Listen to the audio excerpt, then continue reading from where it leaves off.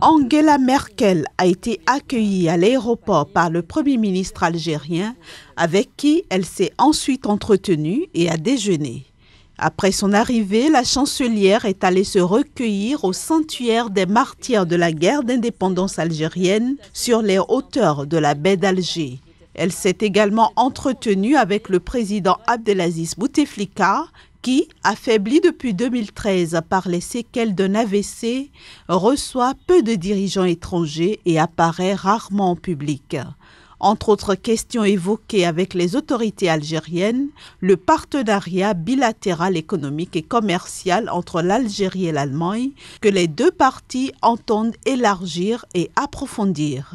Il a également été question de la Libye, de la situation au Mali et au Sahel, ainsi qu'au Proche-Orient et des questions liées à la migration et au terrorisme transfrontalier. C'est le deuxième déplacement de la chancelière allemande en Algérie après une précédente visite en 2008 et un séjour annulé à la dernière minute en février 2017 en raison d'une bronchite aiguë contractée par le président Bouteflika. Angela Merkel a quitté l'Algérie en début de soirée. Dans un rapport publié ce lundi, Human Rights Watch a demandé au Nigeria de continuer les poursuites contre les personnes responsables des atrocités commises par Boko Haram, tout en mettant un terme à la détention prolongée de milliers de suspects. Selon l'ONG de défense des droits de l'homme, le pays doit faire en sorte que les procès de membres présumés du groupe djihadiste Boko Haram répondent aux droits constitutionnels et aux normes internationales. Elle estime qu'il s'agit de l'une des conditions pour parvenir à la justice et dissuader de prochaines attaques. Human Rights Watch, qui s'inquiète de la courte durée des procédures et des procès collectifs, ainsi que de l'absence d'interprètes et d'accès à des avocats, estime que le non-respect de la justice pourrait exacerber le conflit dans le nord-est du Nigeria.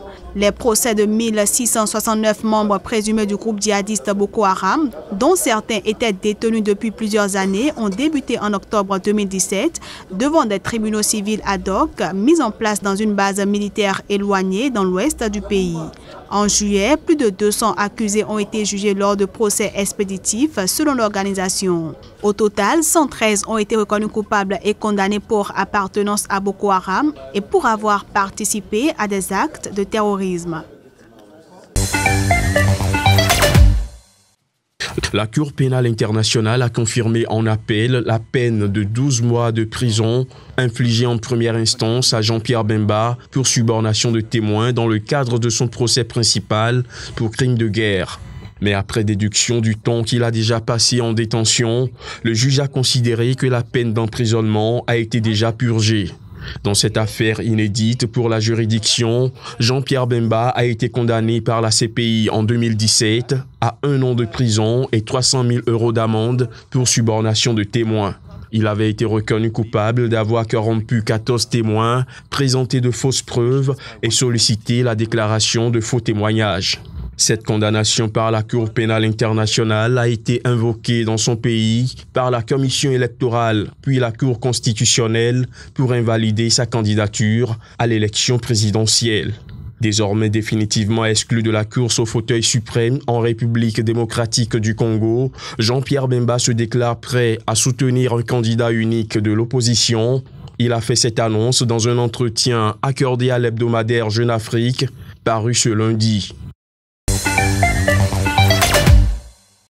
L'élection présidentielle du 7 octobre 2018 au Cameroun a été au centre d'un échange entre l'archevêque métropolitain de Douala, Monseigneur Samuel Kelda, et les journalistes. Une communication qui a été faite dans la salle des actes de l'archevêché de Douala. L'objectif de cette rencontre a été d'apporter des éclairages sur les zones d'ombre de la lettre pastorale des évêques signée le 24 août dernier, mais aussi de préciser le profil du candidat à élire le 7 octobre prochain. Nous adressons notre lettre pastorale à tous les Camerounais et cette lettre concerne tous les candidats. Selon Monseigneur Samuel Kelda, président de la conférence épiscopale nationale du Cameroun, il faudra tenir compte du contexte particulier de cette élection.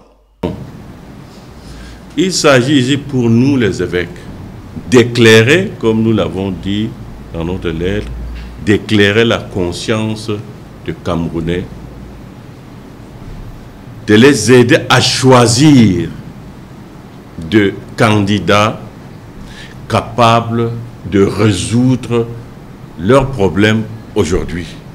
Pendant les 2 heures qu'a duré sa communication, l'archevêque métropolitain de Douala ne va pas laisser transparaître son choix. Donc, nous n'avons donné le nom de personne, mais les critères sont là. Il exhorte les Camerounais à ne pas se résigner, ni croire aux préjugés selon lesquels les résultats sont déjà connus. Samuel Cléda les invite à aller voter le candidat de leur choix pour doter le Cameroun des dirigeants responsables et intègres.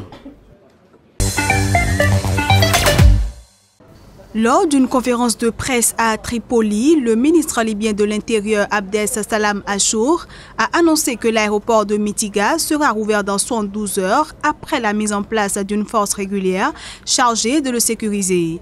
Il a également annoncé de nouvelles mesures de sécurité, des mesures qui concernent seulement l'intérieur de l'aéroport, son périmètre étant de la responsabilité des forces armées et de l'état-major. Nous sommes ici aujourd'hui pour envoyer un message pour dire que nous réorganisons nos forces dans l'aéroport de Mitiga.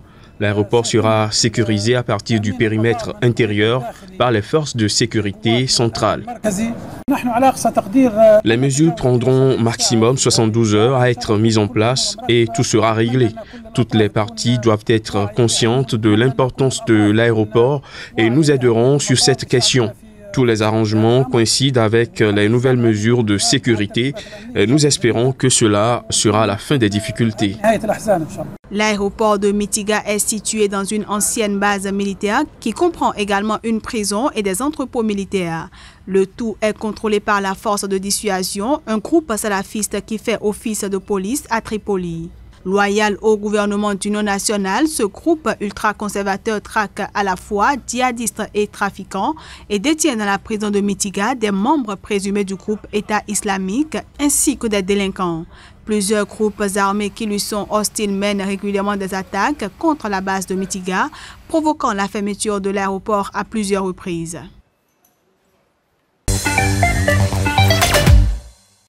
Selon des recensements effectués entre le 1er août et le 13 septembre dernier, 8 cas suspects de peste ont été enregistrés, dont 6 guérisons et 2 décès dans les villages. Des chiffres confirmés par une source du ministère malgache de la Santé publique. Le premier cas mortel a été identifié à Fiadanana, au nord de la capitale, Antananarivo, le second cas dans le district d'Ambalavao, dans le centre du pays. La peste est endémique à Madagascar et réapparaît presque chaque année depuis 1980 pendant la saison des pluies. Elle y est propagée par les rats poussés vers les habitations, notamment par la déforestation incontrôlée dans ce pays.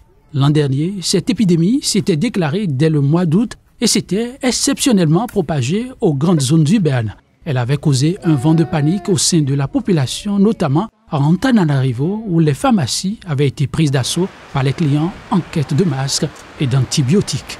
L'épidémie avait été finalement déclarée sous contrôle fin novembre 2017 après avoir fait plus de 200 morts. En février dernier, l'Organisation mondiale de la santé avait mis en garde contre l'épidémie de peste de cette saison, estimant qu'elle risquait d'affecter davantage Madagascar et même de déborder dans les pays voisins et au-delà. Ce sont plus de 300 élèves et étudiants, dont plus de 100 filles, qui ont été consacrés cette année par la Fondation Gourivi Meilleur de la première dame Aïssata Issoufou. Ils ont reçu plusieurs prix, récompensant ainsi leurs efforts au cours de l'année scolaire 2017-2018. Cette année, un accent particulier a été mis sur la scolarisation de la fille pour une autonomisation de la femme nigérienne.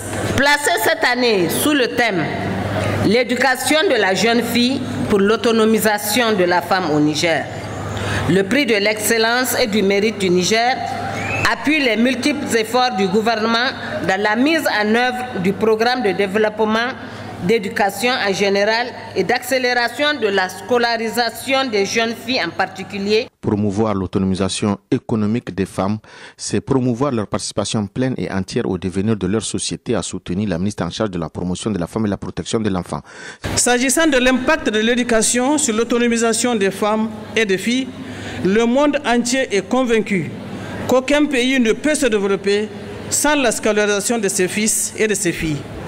Sinon, les sociétés payent un lourd tribut lorsque les filles et les femmes sont privées de leur droit à l'éducation.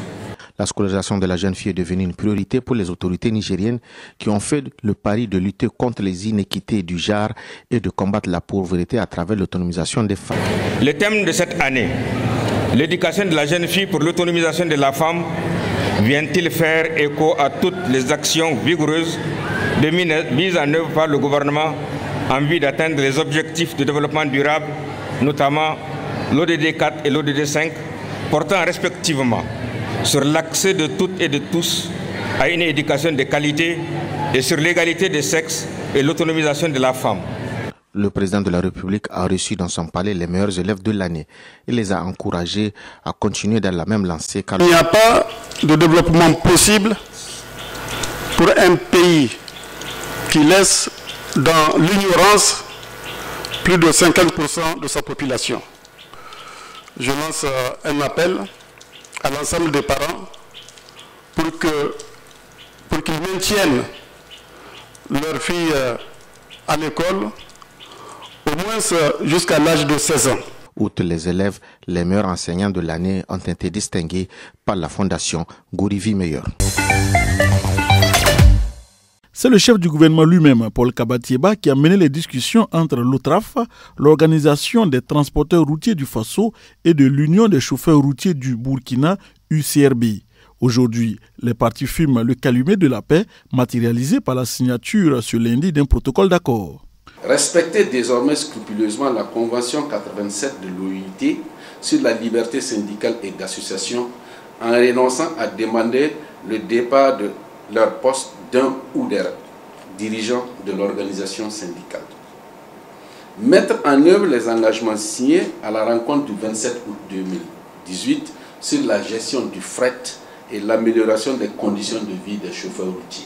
On se rappelle, la mésentente entre les deux structures avait conduit les chauffeurs routiers à déclencher une grève illimitée. Ces derniers avaient bloqué en début du mois les différents corridors du Burkina Faso pour exiger la démission du président de l'organisation des transporteurs du Faso OTRAF, El Hadj Issoufou Maïga, accusé de monopoliser tout le secteur. Cette situation avait créé de graves pénuries de carburant dans tout le pays.